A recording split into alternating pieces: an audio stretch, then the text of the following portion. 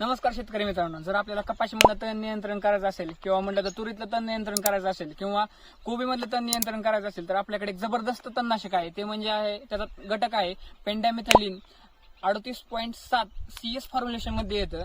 जर आपण हे आपल्याला जर कपाशी उद्या लागवड करायची असेल तर आपण आदल्या दिवशी हे फवारणी घ्यायची आहे याची, किंवा नंतर पेरल्यानंतर 24 तासाच्या आत आपल्याला याची फवारणी घ्यायची आहे. तर मी हे थोडक्यात सांगतो की हे काम कसं करतं.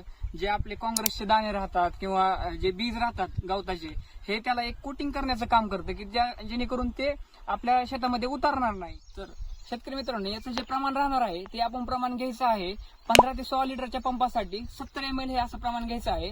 आणि जर एकरी विचार केला तर आपल्याला 700 मिली पर्यंत आपल्याला याचं प्रमाण लागणार आहे.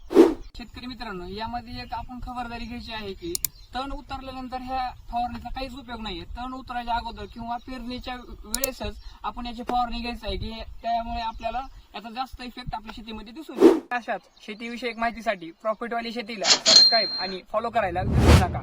धन्यवाद.